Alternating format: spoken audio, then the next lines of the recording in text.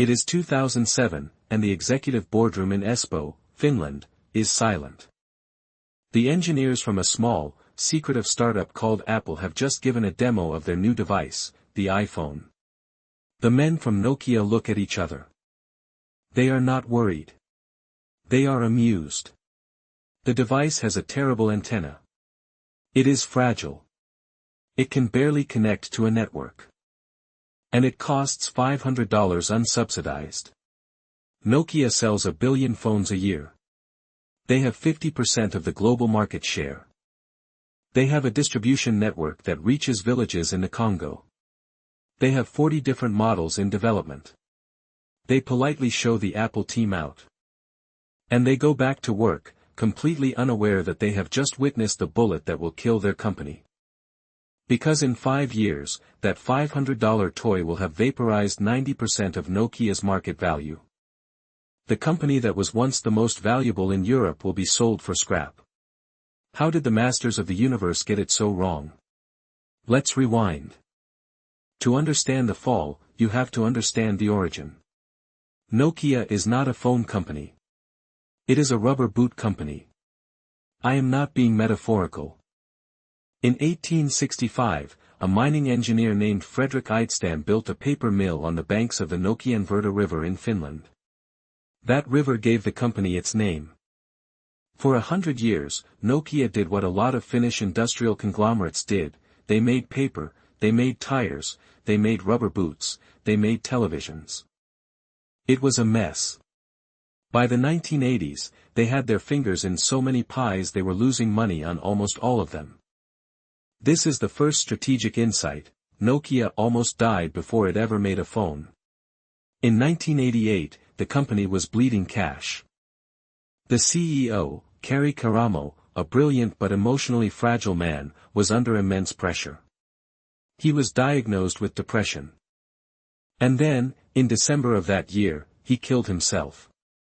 The company was in crisis. No direction. No leader. And this is where the story flips. Because out of that chaos came a man named Jorma Ollila.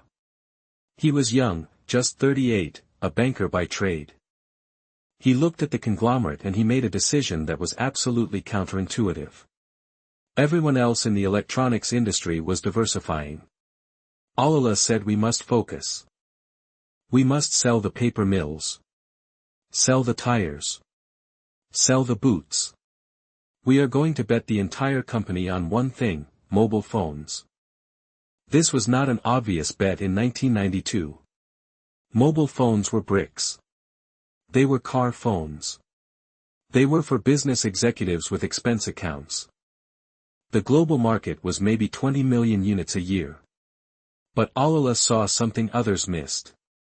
He saw that the industry was about to shift from analog to digital. The standard was called GSM. And Nokia, being a small Finnish company, had nothing to lose. They could not compete with Motorola in analog. Motorola owned analog. They had the patents. They had the brand. But in digital, the playing field was flat. Nokia went all in. They designed their own chips. They wrote their own software. And they made a decision about the user interface that would define the next decade. They realized that if the phone was going to go from the car to the pocket, the interface had to be intuitive. Motorola was engineering first. Nokia was user first. They introduced the Navi key, a single button that let you navigate menus. It sounds trivial. It was not. It was the first time a phone was designed for a human, not an engineer. By 1998, Nokia had passed Motorola to become the largest mobile phone manufacturer in the world. And they were just getting started. The execution phase of Nokia's rise is a masterclass in operational efficiency. They built a supply chain that was, for its time, the best in the world. Their factory in Salo, Finland, could produce a phone every 2.5 seconds. They had design studios in London, Tokyo, and Los Angeles. They segmented the market ruthlessly. The 1100 series, a basic phone, sold over 250 million units. The 3210, with its swappable covers, was a cultural phenomenon. The Communicator series was the original smartphone. In 2000, Nokia was the most valuable company in Europe, worth over $200 billion. They had a market share of nearly 40%. They were not just winning. They were dominant.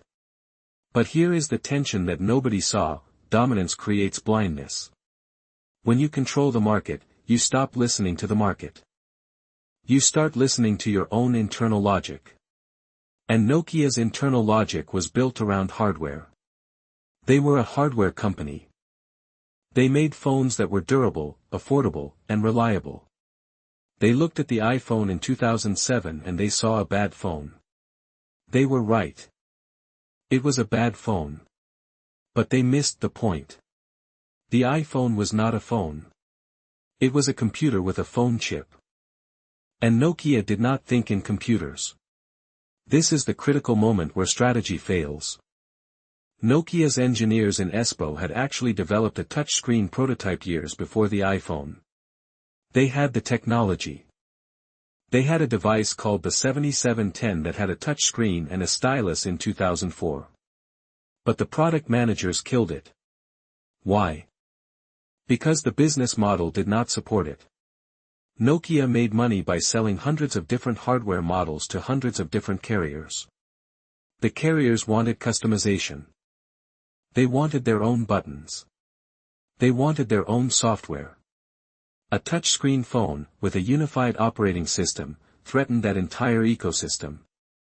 It required Nokia to shift from selling hardware to selling a platform. And platforms require a different kind of thinking. They require you to build a developer ecosystem. They require you to prioritize software over hardware. Nokia had the engineers. They had the patents. They had the money. They had $40 billion in cash. They did not have the courage to cannibalize their own business. So they doubled down on what worked. They released the N95, a beautiful device, a beast of a phone. It had GPS, a 5-megapixel camera, Wi-Fi. It was the best phone of 2006. But it ran Symbian, an operating system that was designed in the 1990s. Symbian was a dinosaur. It was clunky. It was not built for the touchscreen era. By 2008, the iPhone was outselling the N95. And then came Android. Google gave Android away for free. Any manufacturer could use it. HTC, Samsung, Motorola, they all jumped on.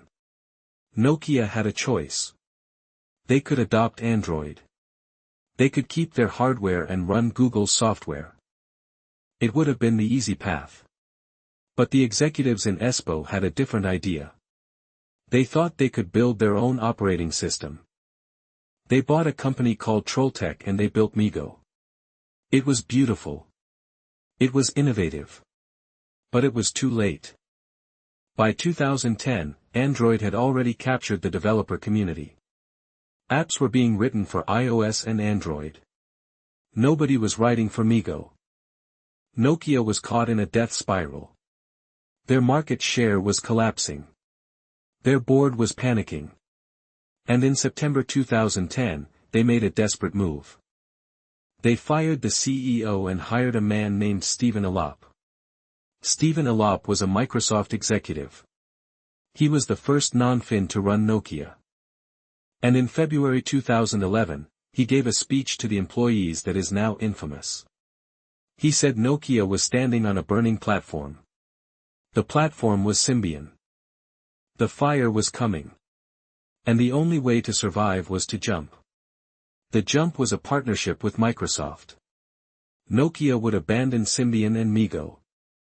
They would adopt Windows Phone. It was a bet the company move. And it was the wrong move. The logic was sound. Windows Phone was a differentiated third ecosystem. It was not Android, which was a commodity. It was not iOS, which was locked down. It was a middle path. But the execution was catastrophic. The first Windows Phone from Nokia, the Lumia 800, was released in late 2011. It was a beautiful device. But it launched without a copy-paste feature. Without a notification center. Without the apps that people actually wanted. The developers did not come. The carriers did not push it. The customers did not buy it. In 2012, Nokia sold 35 million Lumia phones. Apple sold 135 million iPhones. Samsung sold 215 million smartphones. Nokia was bleeding €1 billion a quarter. The cash pile was evaporating. By 2013, it was over. Nokia sold its phone business to Microsoft for €5.4 billion. For context, 2 years earlier, Apple was making that much money in profit every quarter. The company that once ruled the world sold its crown jewels for a fraction of their former value. Who won? Apple won. Samsung won. Google won.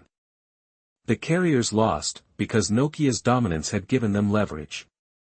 The employees lost, 30,000 people were laid off.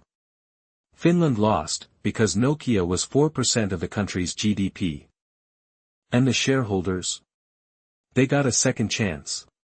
Because Nokia did not die. The company that was left behind, the Network Infrastructure Division, is still alive. They make 5G equipment.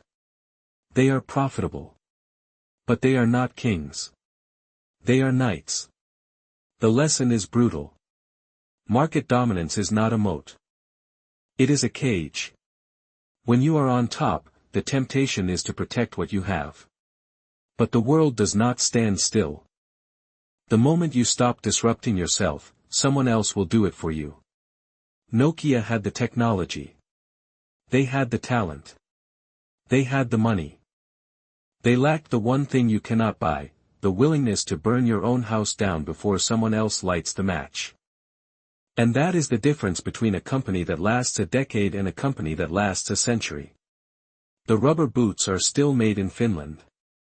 But the phones are gone. And the question for every business leader watching this is simple: what is your burning platform?